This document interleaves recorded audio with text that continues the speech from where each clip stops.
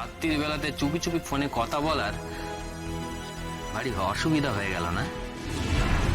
আমাকে বল না, কাকে ফোন করেছিলি? কার সাথে এত রাতে কথা বলছিলি?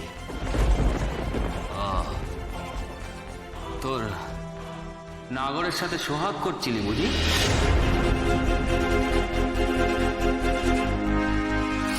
কি সব বলছো তুমি? তোমার মাথাটা গেছে নাকি? তুমি ঘরে যাও, তোমার তোমার গলার শব্দে সবার ঘুম ভেঙে যাবে তো। যাক, ঘুম ভেঙে যাক সকলে। রাজু, তুই আমাকে কেন বলছিস নে? তুই এত রাতে কার সাথে ফোনে কথা বলছিলি? কে এত রাতে জেগে থাকে তোর সাথে কথা বলার জন্য? হে ঠাকুর, দোষ নিও নে। মিথ্যে কথা ছাড়া আর কিছু বলার যে আমার উপায় নেই কো। অনুদিদি ফোন করেছিল। অনুদিদি? এই অনুদিদিটাকে? আরে অনুদিদি, ও বাড়ির দিদি, তুমি চেনো তাকে, অনেকবার দেখেছো।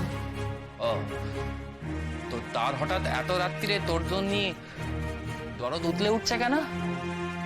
এই মাঝরাতে সে কেন তোকে ফোন করেছে?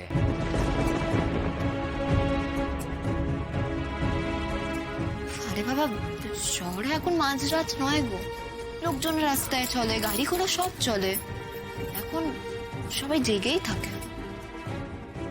আচ্ছা, তোর মুখ দেখে আমার কেন জানি মনে হচ্ছে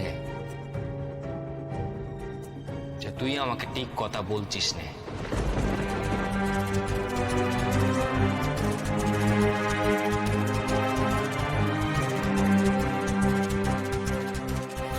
ঠিক আছে, আমি দেখি দেখি কে তোকে আজকে ফোন করেছিল, সেইটা আমি দেখি।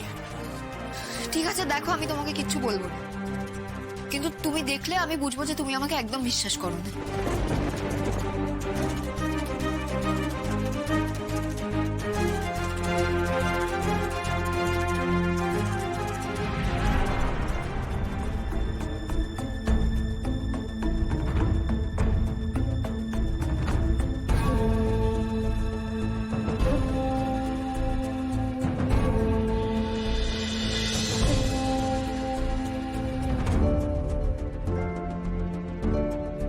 তোর যা মন চায় তুই তাই কর লাজু। পড়াশোনার নাম করে বাইরে এসে তুই ফোনে কথা বলিস, এই তবে তোর লেখাপড়ার চিড়ি। হ্যাঁ,